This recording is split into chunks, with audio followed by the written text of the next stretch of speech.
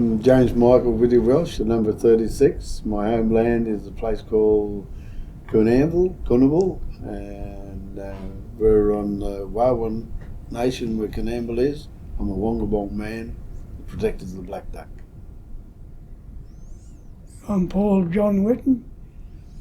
31's my name. My twin brother was 32. I come from Moree, as you know. I live now in Sydney at Quaker Hill.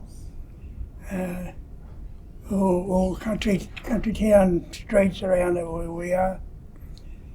And that's it, isn't it? What about you, Uncle Bob? My name is Robert Paul Young, number 24. I'm a Community man from Clarindai, and my totem is goanna, and freshwater people. Thank you. I love that introduction, and I love how you touched your totems and you brought that culture. And I guess that's my next question. How important is culture for us? How important? I know you lost a lot of those opportunities to connect, but I'm sure you found over the years ways to connect back with it. Culture is so important for our mob, isn't it? It plays a very special part. Yeah, we never ever heard about culture before. Yeah. Not since you got started coming to KBH. Okay. My twin brother, he was the one that got me onto the KBH, and we had two sisters. One was in Yallamandi and the other one was in Sydney. Yeah. And I was they're both dead, and they're young, and I'm the eldest in the family. But Ruth, she was a drinker, that one. Oh boy, she could drink. And Leslie, she was good at Cootamundra, because she went down there. And she finished up being the boss on the telephone exchange in Cootamundra. And she passed away up there 5 years ago. But that touches culture. That's finding your family, finding your mob. Well, like I said, we weren't allowed to talk about our culture, because if we did, we got punished for that. One of the punishment was they used to send you down the line, and if your brother or cousin did it, they got sent down the line. So I'm myself still catching up on my culture.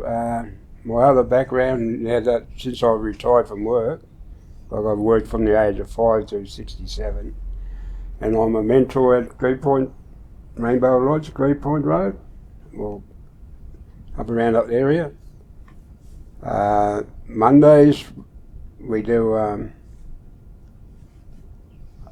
pottery and art. Tuesday we do computers. That's with mixed boys that come out of prison office, out of the prison. And on Fridays we do a workshop, and there's one thing I want to mention, and it was come from a young non-Indigenous boy out the lodge. We sit down on Fridays with the workshop and we add our yarns and ask them about their difficult problems. And this young boy said to me, "Unc," they all respect me there too, call me Uncle Bob. I asked him, I said, "What was your difficult problems in the prison and that?" And he mentioned 3 things that actually happened in the boys' home. One was a fig tree where we were tied to,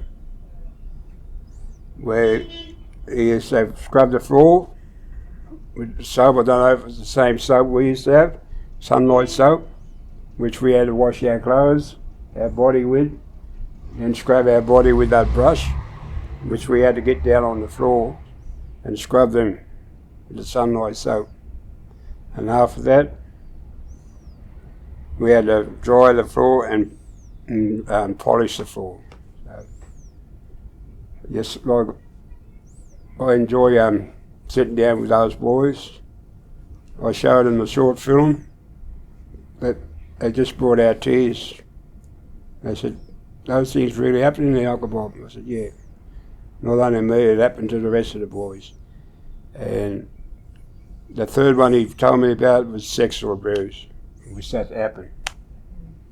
I was lucky in that one daughter. I was 8-year-old, so I remember very clearly having danced around the campfire at night time with my nan and pop and my mum, and I listened to the stories that my uncles that were telling and the things that they used to draw in the ground and talk about the stars, because out Omeway, such a beautiful starlight looking things, and sadly that the skies is not as blue as it was when we were growing up, and that's noticeable everywhere. But I call that lucky, and the day when they walked us through that gate was the end of that beautiful time of my childhood. But, yeah, I'm learning about my culture as we go back to where it is.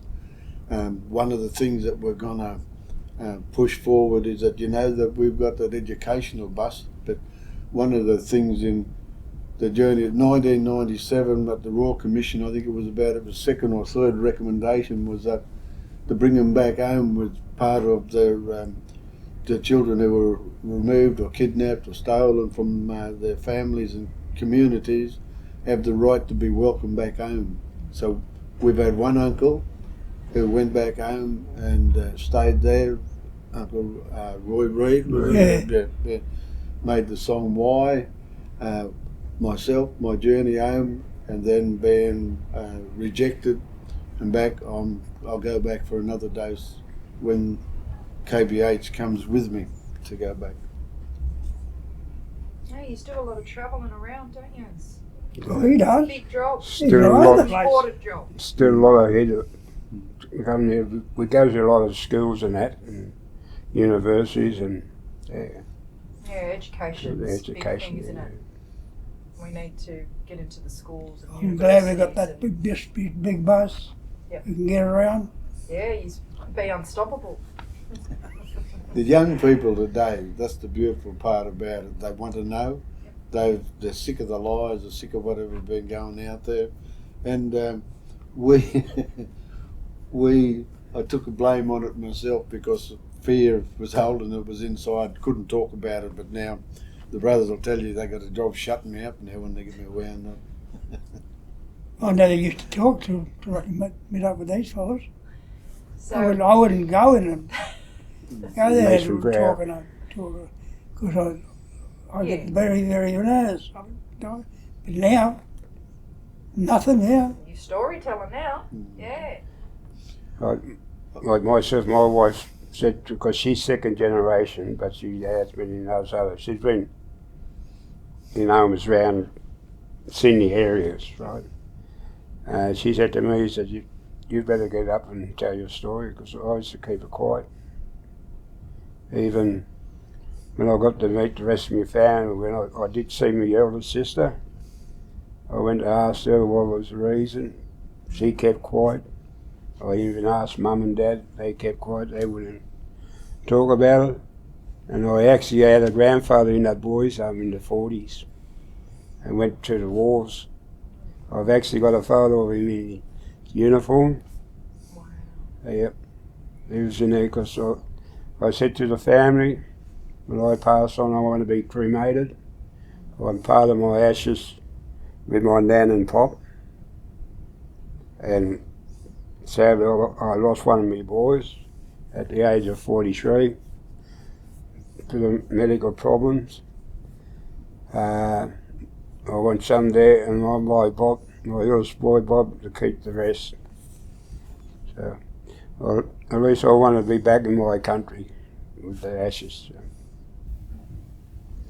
So like I said, there was a lot of lies that was being told, but to get it out with that mobile bus we got, it's amazing when people come and see it. And when they look up in there, all the names of the boys that were in there, some of them are grandfathers to them, you know. How many boys did Whoa. go through? Is there any idea? I think they got a count down there between 29 and 70, something not about 400 to 600 that have gone through that thing there. When we talk about councils, the biggest thing about where we're talking our voice, you just said that we're now storytellers. The storyteller, it's beautiful and it's good, but the storyteller's most important thing of healing is the listeners. Right, and so we get to that point to where we got listeners, we can heal, and then people can heal and because of the way that they brought our people together and mixed them all up into on the missions, which were the first institutions. Again, this goes back to truth telling. That they need to tell the truth. The shires that we have now, they need to understand that there is multicultural before they came, and there is multicultural people in town, in where we are. We got Gomeroi, Radri, Walewan, and all of these, even in the homes where we was. We are a brotherhood of brothers that go together in the strength of trying to heal ourselves as much as we're trying to set the foundation for the children. But the but is, I have a spiritual inside of me, which is Wongabong people of a nation where we are. So this education needs to go to our service providers that are out there, so that they understand that this, like myself, trauma was just a word, but then to get down to bottom of where it is, to understand that trauma, which was something that it's a disease that was eating away at me, and it eats away at everybody else too across there.